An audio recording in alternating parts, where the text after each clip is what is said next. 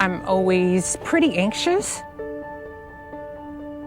excited, and happy. If all of those things can be true at the same time.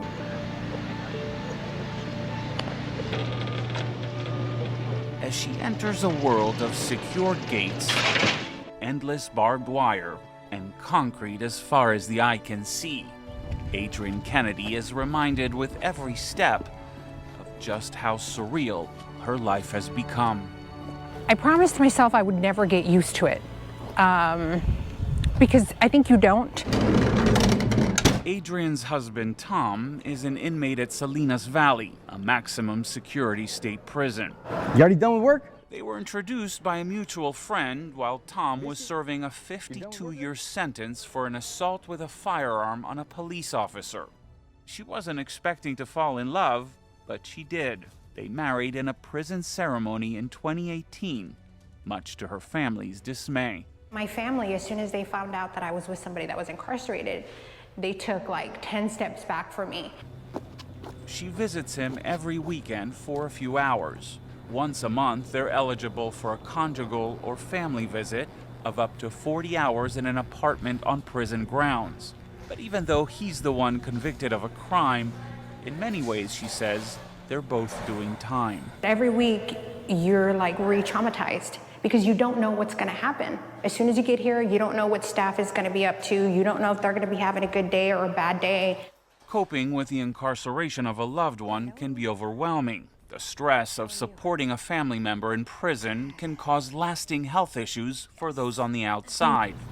It's something Fritzy Horseman is trying to change. We numb ourselves out because we can't stand feeling anymore. The founder of the Compassion Prison Project, Horseman, has been helping prisoners face the trauma that landed them behind bars. The more compassion we can bring to prisons, the better our world, because prisons are not an isolated event. The violence that happens here reverberates into our communities. This changes your brain.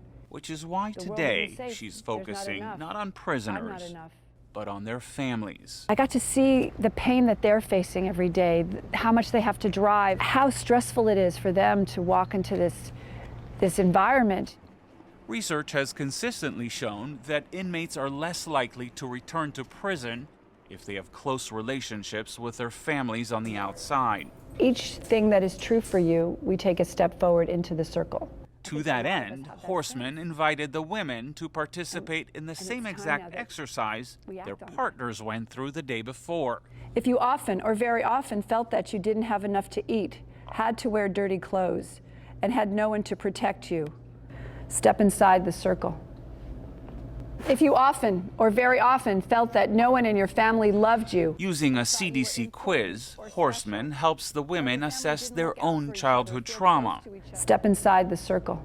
When people realize they're not alone, Horseman says, they connect and start to share. They put him in handcuffs while I was still in the vicinity. I didn't want to see that. That is where the healing begins. The more we're aware of our traumas and why we're behaving the way we are, the better we can regulate our systems and create a safer society. The fact that Adrienne participated in the circle is a huge comfort to her husband, Tom. Do you think you being here has added to her trauma? Definitely. Definitely. But that's a strange question. That's a good question because we were both traumatized before we met each other. That shared experience, according to Adrienne, has brought them closer together and, in a way, made her feel less alone. Knowing that he willingly participated helps me to know that the wheels are turning. If the wheels are turning, then I could possibly introduce some healing that can happen between both of us. At the end of the day, Adrienne heads home, feeling a little less burdened, knowing they've both taken a meaningful step away from the trauma on both sides of the bars.